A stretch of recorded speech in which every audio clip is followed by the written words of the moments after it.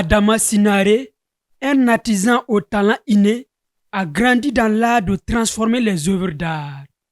Ce métier noble lui permet aujourd'hui de subvenir aux besoins de sa famille.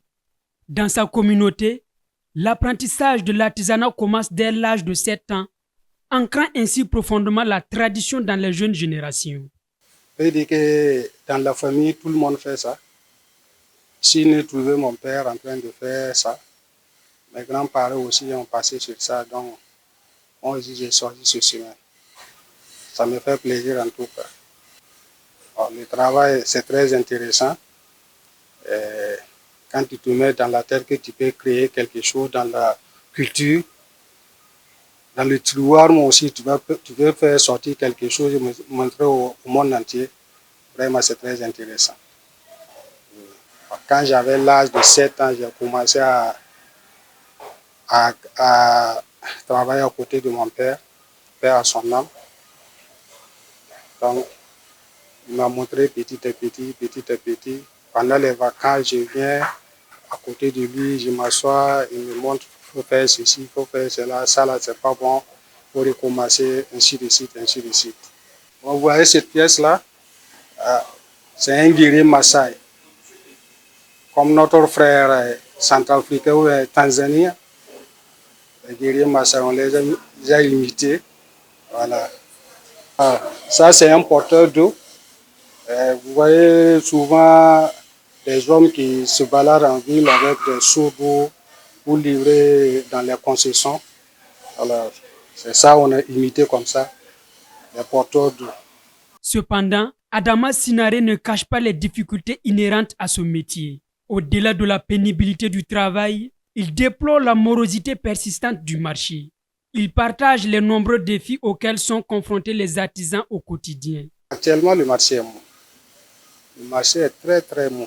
Bon, vu la situation du pays, il n'y a pas de touristes. Sinon, nous, on vit ici les touristes. Comme les touristes ne viennent pas, vraiment, le marché est très mou. Très, très mou même. On est là, on peut faire une semaine, 2 semaines. On n'arrive même pas à vendre une seule pièce. Mais on garde toujours espoir. On garde toujours espoir. Inch'Allah, on sait qu'un jour, ça va aller. Oui, les commandes, ça ne manque pas. Les commandes, on peut dire que ça ne manque pas, mais ce n'est pas tout le monde qui peut avoir.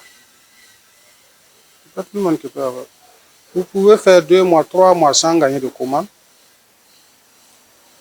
Souvent même ça dépasse comme ça, vous ne gagnez pas de commandes. Bon, donc, si vous gagnez des commandes, mais ça ne dépasse pas quelque chose. C'est juste... Bon, donc c'est très dur. Il lance un appel aux Burkinabés, les invitant à consommer davantage l'artisanat utilitaire local afin de soutenir les artisans face à la crise économique qui sévit au Burkina Faso.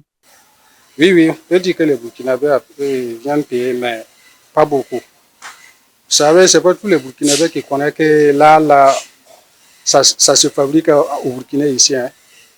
Il y a d'autres qui voient, ça les fait, c'est une surprise pour eux. Ils disent, ça là, c'est sorti où? Il y a ça dans leur propre pays que les artistes vivent.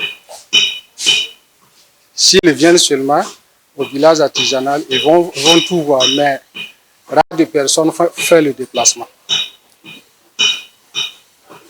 On peut dire qu'ils ne sont pas intéressés ou bien ils ne savent pas la valeur de leur culture. Pourtant, il y a des hommes valides ici qui rentrent dans leur culture, moi aussi, pour faire sortir des œuvres. Vraiment, c'est très, très, très, très beau. Vous déposez ça dans votre maison ou bien dans votre hôtel ou quoi. Si les touristes voilà, c'est décoratif, c'est très joli. Mais rare de personnes, c'est ça. Par ailleurs, il exhorte les autorités culturelles burkinabées à œuvrer pour la valorisation du village artisanal afin de porter la culture du Burkina Faso au-delà de ses frontières.